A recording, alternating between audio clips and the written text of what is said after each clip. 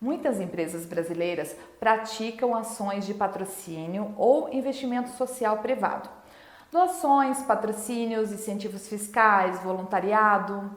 Porém, nem todas fazem isso de maneira estruturada, dentro das práticas de uma boa governança corporativa. Mas o que exatamente seriam essas boas práticas e como implementar a governança corporativa para patrocínios e doações especificamente? A governança corporativa engloba um vasto conjunto de melhores práticas em relação a políticas, relacionamentos, cultura e regulamentos que orientam como as organizações são administradas.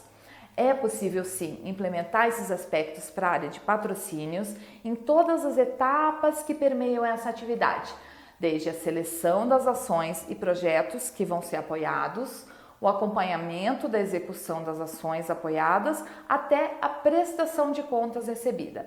E o nosso propósito aqui é te ajudar justamente nisso.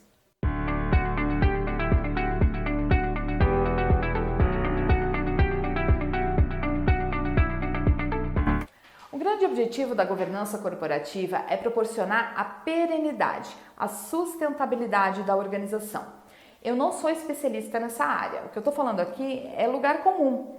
A gente acaba ouvindo falar mais de governança relacionada a grandes empresas, mas ela vem sendo cada vez mais aplicada nas empresas médias e pequenas também. E por quê? Porque cada vez mais as coisas precisam ser transparentes, precisam ser responsáveis, independente se a empresa é uma gigante com ações na bolsa de valores ou uma microempresa com apenas 3 funcionários. E por que eu estou falando disso, do tamanho da empresa? Através da mídia, nós ficamos sabendo dos nomes das grandes empresas que doam dinheiro, que doam produtos para causas sociais, que patrocinam times de futebol ou qualquer outro esporte, ou mesmo que incentivam grandes espetáculos artísticos, projetos socioculturais, etc. Ou seja, os nomes das grandes acabam ficando muito mais em evidência. Mas tem muita, mas muita empresa pequena ou média que também patrocina, que também doa, que pratica voluntariado. Então, como que a governança na área de patrocínios ela pode funcionar tanto numa empresa pequena ou média quanto numa grande? Esse perfil de empresa menor, ela costuma realizar pequenos apoios anualmente, de acordo com a sua disponibilidade de recursos. E isso é ótimo, né? É muito bom e benéfico para a sociedade essa participação do pequeno e do médio empresário. Mas aí eu pergunto, de que maneira que esses apoios estão relacionados com as políticas, com as práticas já existentes nessa pequena empresa? O perfil das ações apoiadas tem alguma ligação com o negócio dela? Quais os critérios para a escolha dos projetos? Quem escolhe? Como escolhe? Onde que isso está escrito? Onde estão registradas as informações dos aportes que já aconteceram? Qual o resultado prático para a sua empresa? Como foi a aplicação da logomarca? Nem sempre os gestores conseguem responder essas perguntas. É bem comum que não haja muito planejamento a respeito disso. Especificamente nas empresas que praticam essas ações como filantropia, geralmente a justificativa é mas a gente faz mais para ajudar mesmo, né? Ou nas empresas que sempre apoiam os mesmos projetos, a empresa já possui uma organização ou projeto de confiança e ajuda sempre esse mesmo proponente, ela fala assim, como o valor que a gente tem para apoiar é pequeno e é sempre para os mesmos parceiros, não vemos muita necessidade de mudar o nosso processo, de estruturar, né, mais do que ele já é. Eu não estou falando que isso está errado, eu não estou falando que está errado apoiar sempre o mesmo projeto, mas o que eu estou questionando aqui é a governança aplicada nesse processo. Todas essas justificativas que eu citei agora há pouco, elas são válidas, afinal, cada um sabe melhor da sua realidade. E que bom que as empresas apoiam essas ações. Mas isso não quer dizer que elas não possam implementar práticas de melhoria desse processo. Ainda mais quando essas melhorias são para garantir mais transparência, salvaguardar informações, ou seja, trabalhar em prol daquela perenidade que eu falei lá no começo. Mas tem muita empresa grande que também não tem isso tão implementado assim, tão organizadinho assim, não. Eu já conheci inclusive uma empresa que perdeu todas as informações de patrocínios realizados anteriormente por falta de uma ferramenta adequada de armazenamento desses dados. Eu estou falando aqui de anos de incentivo fiscal a diversos projetos de leis variadas. Então imagina a quantidade de informação perdida, a quantidade de dados que foi perdido. Existem sim métodos e formas de se fazer patrocínio que podem ser considerados mais adequados, independente do tamanho da empresa. E que, claro, cada organização precisa adaptar diante das suas próprias práticas, políticas e demais variáveis. Então vamos lá. Zelar pela viabilidade econômico-financeira de uma organização, reduzir os possíveis fatores negativos do seu negócio e aumentar os fatores positivos fazem parte da prática de responsabilidade corporativa, o famoso compliance. Nesse sentido, todos os stakeholders estão englobados nas condutas da empresa, seja colaborador, investidor, acionista, sócio, fornecedor, sociedade, entre outros. Quando a gente fala tanto de patrocínio quanto de doação ou incentivo fiscal, a gente sempre tem de um lado a empresa patrocinadora e do outro o proponente, o agente social que faz a solicitação daquele pedido para a empresa. E esse proponente, que pode ser uma organização social, um artista, uma associação esportiva, se for apoiada, vai realizar uma ação social que vai impactar um terceiro perfil, um público beneficiado. A organização social, que pode ser um hospital, por exemplo, vai receber o recurso da sua empresa e aplicar na compra de equipamentos, de suprimentos. O artista vai fazer um livro e distribuir gratuitamente para escolas públicas. O esportista vai treinar, vai participar de competições, vai levar o nome da sua cidade para fora. Observem quantos perfis de stakeholders podem ser impactados, para ter uma noção de quão importante é ter esses apoios relacionados com os valores da sua empresa. Aconteceram vários casos recentes de patrocínios que foram retirados de esportistas, artistas, influenciadores digitais por conta das suas condutas. Isso aponta a necessidade de que o processo de curadoria de patrocínio deva ser mais criterioso. E é por aí que a gente vai começar. Tudo começa com o planejamento, não é mesmo? Inicialmente, descubra quais são os valores essenciais para a sua organização. Esse é o ponto de partida para começar o processo de criação de uma governança corporativa para patrocínios. Acesse as políticas e práticas que já são existentes, que devem ser seguidas como modelos, ou seja, se a sua empresa é uma multinacional que tem sede lá no Canadá, por exemplo, quais são as políticas macro que existem lá e que vão balizar o seu trabalho nessa política micro? Sim, porque você vai precisar desenhar uma política de patrocínios. Os responsáveis pelos aportes de recursos que a empresa vai fazer a projetos de interesse por meio de patrocínios e doações devem se certificar de que os investimentos estão alinhados aos princípios da organização, assim como os profissionais que vão cuidar da execução dos projetos, aqueles parceiros, proponentes que eu citei lá atrás. Mas como assim? Como é que eu faço uma política de patrocínios? O que deve ser escrito? O que é uma política de patrocínios? A sua empresa tem por regra não fazer nenhum repasse à pessoa física, somente à pessoa jurídica. Já é uma regrinha, coloca lá na política, escreve lá. A matriz tem uma relação muito íntima com a causa da sustentabilidade ambiental, por exemplo. Pratica ações de voluntariado relacionadas a plantio de árvores, reciclagens e gostaria que as suas filiais fizessem ações, apoiassem ações relacionadas nessa linha. Coloca lá na política. Temos uma premissa de não apoiar ações relacionadas ao uso de drogas, sejam lícitas ou ilícitas. Escreve lá. O que mais? De onde, de que centro de custos vai sair o dinheiro para apoio aos projetos, se vai ser usado alguma lei de incentivo fiscal, qual o departamento responsável pela análise dos projetos, quais os critérios que devem ser avaliados, enfim, só essa parte dos critérios aí já é assunto aí para uma conversa maior. Enfim, Tudo que seja recomendável de ser registrado em algum lugar, você coloca na política, todas as regrinhas desse processo. Ah, mas isso é muito complicado, eu não tenho tempo para elaborar uma política de patrocínios. Esse documento não precisa ser exatamente um tratado, um trabalho de conclusão de curso. Existem muitos modelos na internet que podem servir de base para quem quer começar.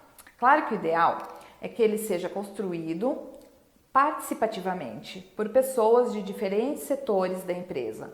Alguém de marketing, alguém de financeiro, alguém de responsabilidade social, alguém da diretoria. Agora, se você vai fazer uma série de reuniões com essa equipe multidisciplinar para discutir e elencar cada ponto, ou se vai ser um pouco mais simples, mais prático e vai elaborar uma minuta e simplesmente passar para eles validarem, para esses seus pares validarem esse documento, é você que vai saber da sua realidade e o que cabe melhor na sua situação. E a política, ela pode e deve ser revista ao longo do tempo, então ela pode mudar e evoluir sempre. Agora, é importante que ela exista, que ela fique pública e que os stakeholders saibam o que a empresa apoia e o que ela não apoia, por mais simples que seja esse documento, nem que seja de uma lauda. Ainda na fase de planejamento, você precisa definir de que forma vai selecionar os projetos a serem apoiados. Algumas empresas recebem pedidos o ano inteiro, outras definem períodos, estruturam períodos para esse recebimento. Algumas lançam editais ou processos seletivos com regras específicas para cada edital, alinhadas à política, né? Mas você pode também, ao invés de fazer uma seletiva pública, você pode você mesmo ir em busca dos projetos de forma mais direcionada, principalmente se os seus objetivos forem muito específicos ou se a verba for pequena. Por exemplo, uma empresa solicitou para a gente projetos aprovados no FIA, no Fundo para a Infância e Adolescência, e que fossem realizados especificamente numa cidade do interior do estado do Paraná. Como a demanda era muito pontual e o recurso não era muito expressivo, não valia a pena abrir uma seletiva nessa situação, e sim ir atrás dos projetos já aprovados que atendessem essas especificidades.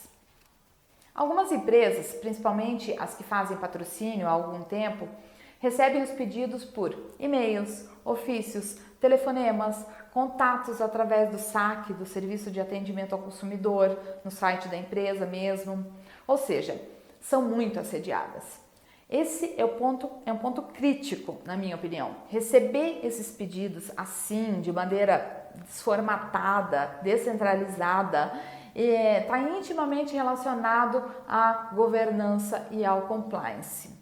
Quando você não tem um canal de recebimento unificado e formatado para atender, para receber essa demanda de pedidos, você corre o sério risco de não receber todas as informações que você precisa, o que gera perda de tempo, né? Porque você vai ter que dar retorno para esse proponente e dizer, olha, faltou você me mandar tal e tal e tal informação, né? Às vezes não só para um proponente, para vários proponentes que mandaram incompleto, você vai ter que entrar em contato e pedir novamente o que faltou. Receber os pedidos em formatos muito diferentes dificulta a avaliação. Por exemplo, o parceiro X mandou um projeto lindo de 30 páginas que tinha todo o histórico da organização, os objetivos, do que ele vai realizar com o dinheiro que ele está arrecadando, entre outros. Já o parceiro Y mandou um ofício com um pedido simples, que não menciona nem quantas pessoas vão ser impactadas. Então, como é que você vai avaliar comparar um com o outro se eles mandaram em formatos diferentes, né? Você fica sujeito a ter esses pedidos descentralizados, principalmente no caso de empresas que têm muitas unidades. Por exemplo, uma rede de supermercados, em que cada unidade recebe os seus pedidos. Daí você tem que ficar coletando esses pedidos de patrocínio uma a uma, seja para avaliar na hora da seleção, ou seja depois minimamente para compilar essas informações e formatar os relatórios de que você vai com certeza precisar. Ou seja, mais tempo de dedicação. Fora que todas essas informações elas vão ser armazenadas onde? Né? Ah, formata e coloca ali na pasta do computador. Vai ocupar um espação aí no seu drive, né? E ainda por cima vai demandar mais tempo para compilar tudo. Formatar de uma maneira em que os pedidos possam ser comparáveis e assim facilitar a escolha. Imagine no caso de uma empresa que recebe cerca de 500 ou 600 pedidos de apoio por ano e que apoia efetivamente 1/3 desses pedidos. Se você não tiver uma ferramenta minimamente pensada para atender essa demanda, seu processo pode ficar comprometido. Mas você pode estar se perguntando, né? Ah, mas eu não tenho tantos pedidos de patrocínio que eu recebo, não apoio também tantos projetos assim, recebo poucos, menos de 10 por ano e não apoio tanta coisa, então eu não preciso de um software especificamente para isso, né? Mas eu pergunto para você, você vai ficar gerenciando essas informações, arquivando essas informações em planilha de Excel, né? E depois de 5 anos? E depois de 10 anos? Né? Essas informações, esse volume vai aumentando exponencialmente, óbvio, né? E se funcionário desse departamento se desligar da empresa, onde estão essas informações, onde elas vão ser arquivadas, né? Isso é muito importante, até por conta de questões de possíveis auditorias aí na sua empresa. Então, existem softwares, sistemas de gestão específicos que vale a pena você dar uma olhada antes de tomar a decisão dessa questão de ferramenta a ser utilizada. A escolha da ferramenta adequada para a gestão de patrocínios, ela pode ter um impacto ainda maior na sua gestão na fase de acompanhamento dos projetos. Acompanhamento, né? O que é isso? Aqui eu vou abrir um parênteses. Nesse relacionamento entre patrocinador e patrocinado, é super recomendado que o proponente ele atualize o patrocinador durante a execução do projeto, que ele mande informações, que ele mande feedbacks, que ele mande pelo menos um e-mail dizendo: olha, que legal, chegou o novo buffet que a gente comprou aqui para casa de repouso com a sua ajuda. Patrocinador, me manda sua logomarca para ser colocada nos materiais de divulgação dos espetáculos. Patrocinador, tá aqui a nossa agenda de eventos. Vou mandar alguns ingressos para vocês aí para a nossa estreia, né? Eu já recebi muita reclamação de patrocinadores a esse respeito. Proponente que não pede a logomarca e usa uma logomarca aí à revelia, que ele acha no Google, logomarca desatualizada da sua empresa. Proponente que esquece de mencionar o nome da empresa apoiadora, né? Ou não avisa sobre as datas, o calendário de eventos do projeto, para que você inclusive possa prestigiar, né? Claro que aqui eu estou generalizando, né? Tem muito proponente que atua de forma exemplar. Mas eu falei isso para ilustrar que muita empresa tem que ficar correndo atrás do parceiro apoiado e mendigando essa informação. Olha, por favor, me manda a data dos eventos, quando que eles vão acontecer. Olha, tá aqui a logomarca, lembra de usar essa logomarca certinha aqui, tá? Então, se a ferramenta de gestão tiver funcionalidades que auxiliam nesse relacionamento ao longo da execução do projeto, isso pode eliminar muita dor de cabeça. Tem patrocinador que não se preocupa em acompanhar a execução dos projetos, tá? Mas isso é um critério de cada um. Eu recomendo, pela minha experiência, afinal é a sua marca que vai estar envolvida ali, é a sua marca que está sendo usada por um terceiro. E quando o acompanhamento ele é feito de perto, às vezes é possível evitar eventuais situações que trariam eventuais prejuízos. Vamos supor que de 50 projetos que você apoiou, um não tenha sido assim uma tão boa escolha, né? E você vai percebendo alguma situação que te desagrade no acompanhamento da execução desse projeto. Pode ser que o recurso não está sendo bem aplicado, pode ser que os objetivos não estão sendo atendidos como ele prometeu. A qualidade do trabalho final não está agradando. Se você está acompanhando ali, né, ainda dá tempo de agir para evitar eventuais problemas para sua marca. Essas situações podem até mesmo virem a ser levantadas em alguma eventual auditoria, né? Então, por isso que deve estar devidamente registrado. A ferramenta pode auxiliar nesse ponto. Então vamos à etapa final, a etapa de relatórios, ou como a gente gosta de chamar aqui, a etapa de prestação de contas. Vamos lembrar que lá na política de patrocínios, que precisa ser elaborada lá na fase de planejamento, a gente precisa colocar no papel todas as regras relacionadas ao processo, certo? Também é indicado especificar na política o que o parceiro, o proponente, tem que enviar para o patrocinador depois de finalizar o seu projeto, né? Seja um simples relatório com dados quantitativos e qualitativos dos resultados alcançados, né? Do que foi feito no final. Sejam fotos, vídeos que comprovem o que foi feito, fotos e vídeos que inclusive você pode depois utilizar nos seus relatórios internos, ou até mesmo uma prestação de contas aí mais completa, né? Com notas fiscais de todas as despesas que foram efetuadas. Geralmente, os proponentes só enviam essa prestação de contas mais completa, com notas fiscais, para o governo, quando a gente está falando aí, quando se trata de um projeto aprovado em lei de incentivo fiscal. A maioria dos patrocinadores não demanda essa prestação de contas tão detalhadinha, né? A maioria dos patrocinadores costuma pedir mesmo o relatório e as comprovações de foto e vídeo. Mas eu já vi empresa pedir tudo sim. Dependendo de como a sua organização é estruturada, às vezes isso pode ser necessário. Estatais, por exemplo, né, que estão diretamente ligadas ao governo e aos tribunais de conta do Estado ou da União, tem esse tipo de demanda, principalmente quando se trata de patrocínio direto. Portanto, ao implementar ações de governança e compliance para patrocínios, doações, as companhias conseguem mostrar a sua integridade e pautar suas relações com os stakeholders na confiança. Então, se você tem procedimentos de controle e registro claros, adota ferramentas e plataformas que digitalizam esses processos, tudo isso facilita em auditorias futuras e facilita a tomada de decisão pautada, inclusive, na memória dos projetos que já foram apoiados. Como a maioria das equipes que cuidam dos patrocínios e doações é bem enxuta, ter esse cuidado, esse zelo, permite que o gestor e a sua equipe consigam executar essas ações com um mínimo de qualidade. Permite que a empresa, sim, se posicione como socialmente responsável através desse tipo de estratégia. Permite que muitas e muitas pessoas sejam impactadas positivamente através das ações resultantes dos projetos e que tudo isso seja devidamente documentado, comprovado e possa ser consultado com agilidade e praticidade.